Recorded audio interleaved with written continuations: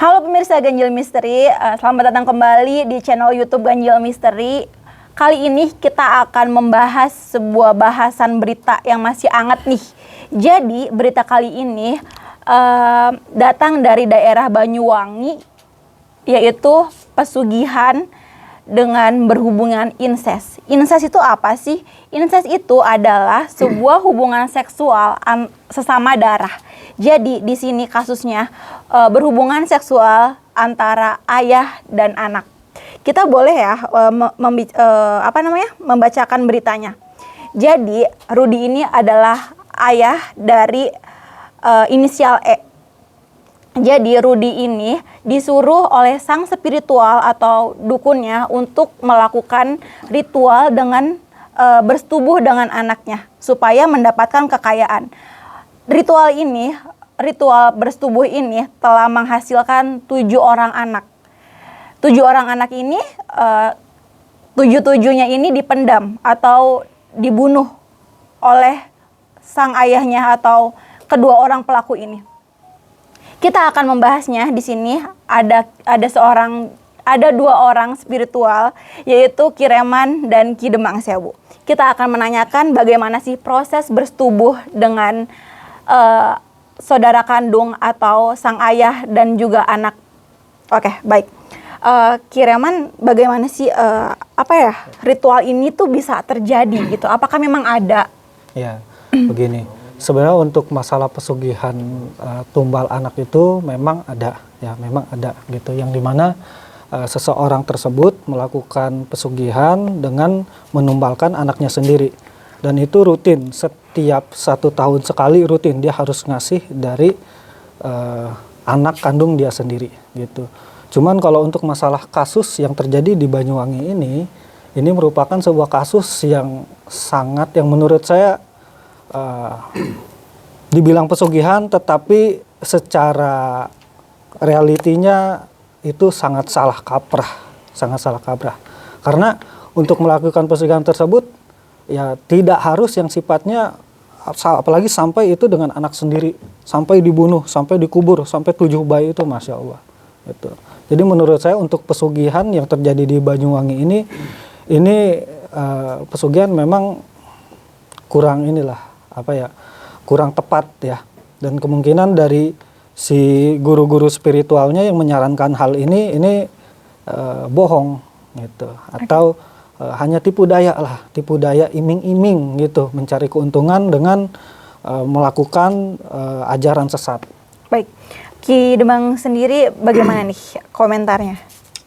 Menurut pendapat saya untuk masalah pesugihan tersebut sebenarnya itu emang si oknum dukun tersebut yang mengajarkan hal-hal yang seperti itu, yang menawarkan sesuatu yang jelas ya di situ memiliki dampak nanti ya, bisa jadi si orang tersebut memiliki keinginan seperti ya pengen kaya secara mendadak atau seperti apa gitu.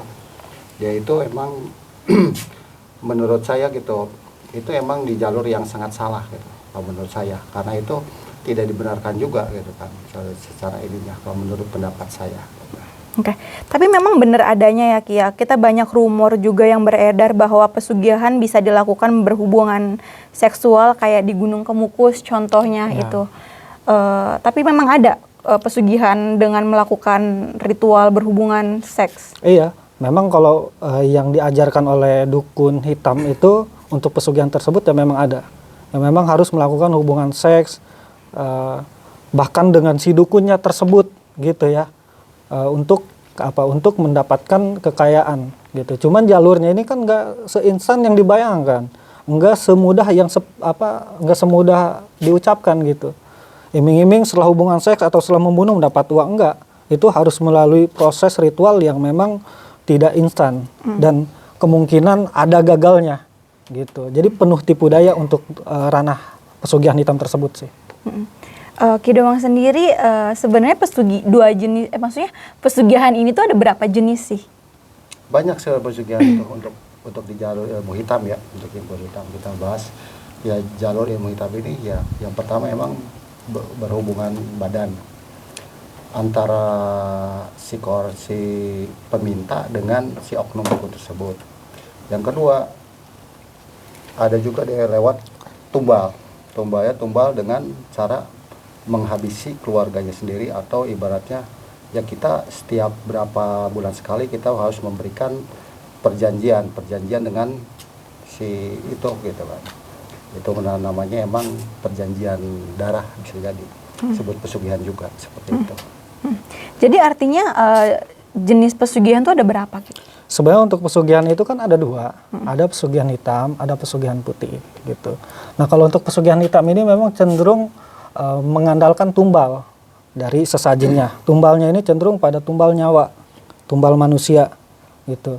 Kalau pesugihan putih itu masuk kategori pada tumbal, cuma tumbalnya masih kategori yang halal, seperti kambing, sapi atau yang lainnya gitu, dengan tujuan untuk menarik kekayaan gitu. Beda halnya dengan yang pesugihan hitam. Pesugihan hitam ini harus dengan manusia. Memang kalau secara cepatnya memang cepat dari pesugihan hitam tersebut gitu. Cuman kan dampak dan efek dari pesugihan yang mengandalkan tumbal manusia ini itu bisa berdampak buruk ke depannya bagi si pelakunya. Namun hasilnya keduanya sama. Hasilnya bisa sama bisa tidak gitu. Hanya prosesnya saja. Kalau pesugihan putih itu prosesnya harus melalui jalur tetap, misal harus ada usaha, harus ada bisnis yang dilakukan, harus ada barang yang dijual. Intinya ada wasilah dari usaha kita, yang dimana nanti dari golongan khodam, golongan goib yang membantu untuk melariskan dari usaha tersebut gitu ya. Beda dengan yang pesugihan hitam. Pesugihan hitam ini memang cenderung tahu-tahu si jin tersebut, si demit tersebut bawa duit datang ke hadapan si orang tersebut gitu. Duitnya tuh dari mana? Nah, nah makanya di sini kan penuh tipu daya sebenarnya, Mbak. Penuh tipu daya gitu. Kadang dari si demitnya tersebut itu pun kalau berhasil bisa jadi gagal, bisa jadi setelah menumbalkan bayi, setelah menumbalkan saudara, tapi nyatanya nggak ada uang yang didapatkan. Itu hanya tipu daya. Nah, sekalipun berhasil, kadang masih tipu daya juga gitu. Beres ritual, setelah itu datanglah segompok uang, sekamar, yang dimana itu hanya halusinasi, ilusi yang dibuat oleh si jin tersebut gitu. Padahal itu uang hanya halusinasi aja, entah besok subuh atau paginya itu ya uang hilang gitu, atau berubah menjadi daun atau kertas gitu. Jadi itu hanya tipu daya aja sih, Mbak. Oke. Sebenarnya ilmu pesugihan ini ada atau enggak sih? Secara benarnya ada gitu. Iya. Cuman memang tidak semua paranormal ini bisa menguasai pesugihan hitam yang sebenarnya gitu. Kebanyakan kan sekarang hanya bermodalkan foto, penampilan gitu, demi mendapatkan uang mahar dari si pasien, akhirnya memberikan sebuah iming-iming instan, cepat kayak instan. Masih mending sampai di situ. Parahnya lagi kalau sampai seperti yang di Banyuwangi gitu, sampai memberi ajaran sesat, harus bersetubuh dengan anaknya, harus membunuh bayinya. Itu kan benar-benar salah kaprah sebenarnya. Di ilmu pesugihan hitam itu salah kaprah gitu. Dan gak sembarang orang yang memang bisa ada, tapi tidak sembarang, dan itu hanya orang-orang tertentu lah yang benar-benar bisa menguasai itu. Artinya memang ilmu pesugihan ini tuh hanya orang-orang tertentu aja. Berarti nggak semua spiritual bisa melakukan pesugihan ya? Enggak, kebanyakan kan 80% itu kebanyakan hanya tipu daya aja.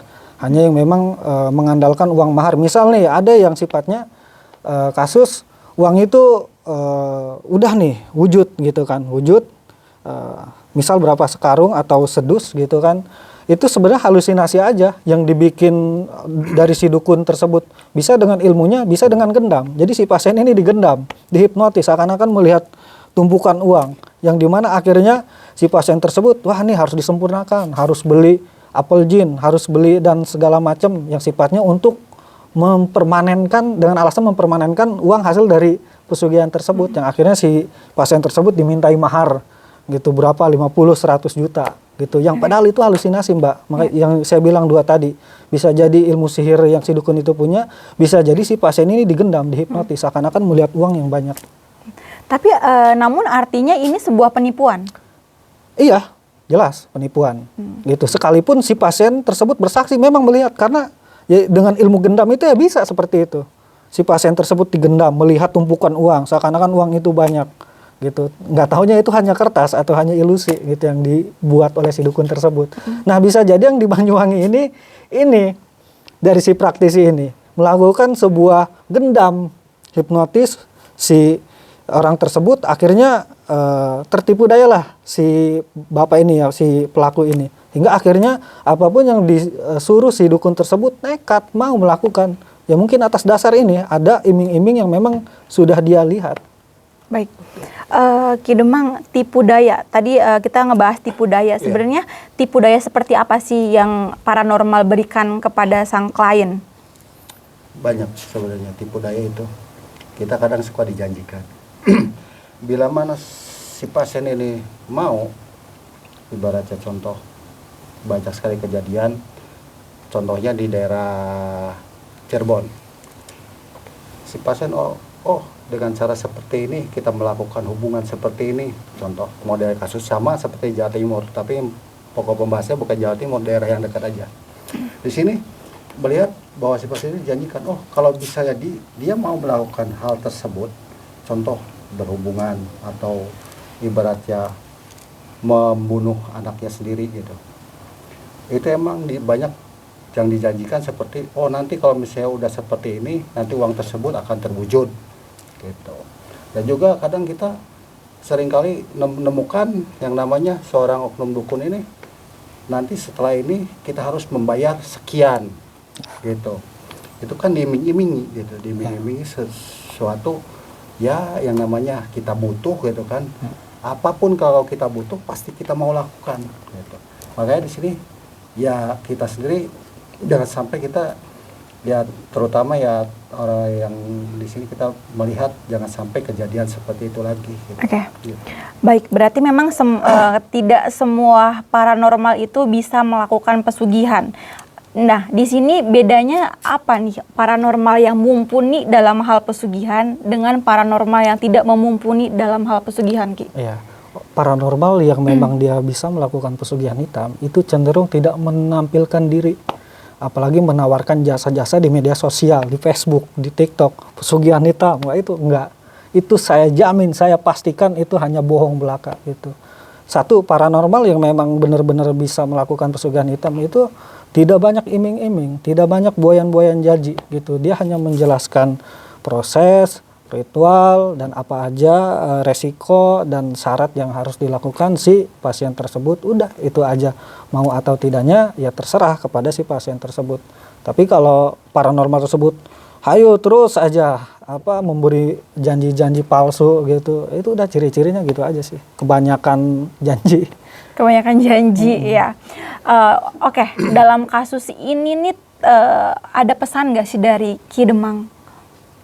Ya, untuk masalah kasus ini ya, untuk sahabat Ganjil Misteri ya dimanapun berada yang pada saat ini mungkin bisa melihat tayangan ini, diharapkan lebih baik berhati-hati, waspada, jangan sampai tergiur dengan hal-hal yang sifatnya instan seperti itu. Ya. Ya, baik, mungkin dari Ki Reman seperti apa? Ya, jadi intinya kita jangan bernafsu untuk menjadi kaya secara instan. Tetap ya, secara rumusnya kalau kita ingin kaya di jalur tersebut, kita harus kerja gitu. Adapun ibaratnya kita ingin melakukan sebuah syariat, lakukan syariat ilmu hikmah yang memang tidak melanggar aturan agama ataupun negara. Sehingga akhirnya apa yang kita dapatkan tetap halal, berkah barokah, dan tidak merugikan orang lain. Ya. Oke, baik pemirsa Ganjil Misteri, sekian dari pembahasan berita kali ini dari tim Ganjil Misteri dan juga Ki Reman dan Ki Demang.